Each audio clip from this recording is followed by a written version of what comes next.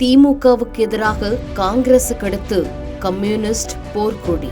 Marxist communist கட்சியின் தமிழ்நாடு மாநில குழு கூட்டத்தில் தமிழக அரசிற்கு எதிரான தீர்மானங்கள் நிறைவேற்றப்பட்டு இருப்பது திமுக கூட்டணியில் சலசலப்பை ஏற்படுத்தியுள்ளது. பல்வேறு கோரிக்கைகளை வலியுறுத்தி சிஐடியு சார்பில் தொடர் காத்திருப்பு போராட்டம் நடைபெற்று வரும் நிலையில் மார்க்சிஸ்ட் கம்யூனிஸ்ட் கட்சியின் தமிழ்நாடு மாநில குழு கூட்டம் மாநில செயலாளர் பே. சண்முகம் தலைமையில் கோவில்பட்டியில் நடைபெற்றது. கூட்டத்தில் தமிழக அரசின் தொழிலாளர் விரோத நடவடிக்கைகளை பட்டியலிட்டு பல்வேறு தீர்மானங்கள் நிறைவேற்றப்பட்டது. ஓய்வு பெற்ற தொழிலாளர்களுக்கு உரிய காலத்தில் ஓய்வு கால பலன்கள் வழங்கப்படாதது, அவர்களுக்கு அகவிலைப்படி உயர்வு, மருத்துவ காப்பீடு, ஓய்வூதிய உயர்வு போன்றவற்றில் உள்ள குளறுபடிகள், வருங்கால வைப்பு நிதி உரிய கணக்குகளில் செலுத்தப்படாதது ஆகிய விவகாரங்களில் தமிழக அரசை விமர்சித்து இடம்பெற்ற இத்தீர்மானங்களில் ஊழியர்களுக்கு பழைய ஓய்வூதிய திட்டம் அமல்படுத்தப்படும் என திமுக அளித்த தேர்தல் வாக்குறுதி நிறைவேற்றப்படவில்லை என கூட்டணி கட்சியான திமுகவுக்கு எதிராகவே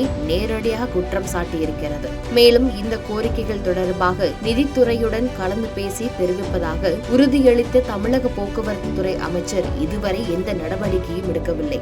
இது சரியல்ல என்பதை மாநில குழு சுட்டிக்காட்டுகிறது எனவும் அந்த தீர்மானத்தில் குறிப்பிடப்பட்டு உள்ளது. திமுக கூட்டணியில் தொடர்ந்து இடம்பெற்று வரும் மார்க்சிஸ்ட் கம்யூனிஸ்ட் முன் எப்போதும் இல்லாத வகையில் கடந்த சில மாதங்களாக அரசை போகிற இடங்களிலெல்லாம் விமர்சித்து வருகிறது. சில மாதங்களுக்கு முன் பத்திரிகையாளர் சந்திப்பில் பேசிய பே. சண்முகம் மாதம் ஒருமுறை மின் அளவீடு எடுப்பதாக அறிவித்தபடி திமுக நிறைவேற்றவில்லை என கருத்து தெரிவித்ததுடன் தொடர்ந்து திமுக கூட்டணியில் அங்கம் வகிப்பதால் எங்களுக்கு வேறு இடத்தில் டிமாண்ட் இல்லை என்பதல்ல அர்த்தம். பாஜக அதிமுக கூட்டணியை வீழ்த்த இப்போதைக்கு திமுகவை தவிர வேறு வலிமையான கட்சி இல்லை என்பதே நிதர்சனமான உண்மை. அதற்காக திமுக தரும் இடங்களை பெற்றுக்கொண்டு போவோம் என நினைக்க கூடாது. பாஜக கூட்டணியை வீழ்த்துவது எத்தனை முக்கியமோ அதே அளவுக்கு நாங்கள் கூடுதல் இடங்களில் நிற்பதும் முக்கியம். அதனால் உறுதியாக எங்களுக்குரிய தொகுதியை திமுகவிடம் கேட்டு பெறுவோம் என தெரிவித்தார். கூட்டணியில் காங்கிரஸ் கட்சியும் சமீப காலமாக திமுக அரசை விமர்சித்து பேசி வரும் நிலையில் இப்பொழுது சிபிஎம் கட்சியும் தன் வழி தனி வழி என அறைகூவல் விடுவது திமுக கூட்டணியில் சலசலப்பை ஏற்படுத்தியிருக்கிறது என்பதுதான் நிஜம். செய்திகளை உடனுக்குடன் தெரிந்து கொள்ள கீழ்கண்ட கேபிள் மற்றும் டிடிஎச் நெட்வொர்க்குகளில் எம்நாடு செய்தி தொலைக்காட்சியை காணுங்கள்.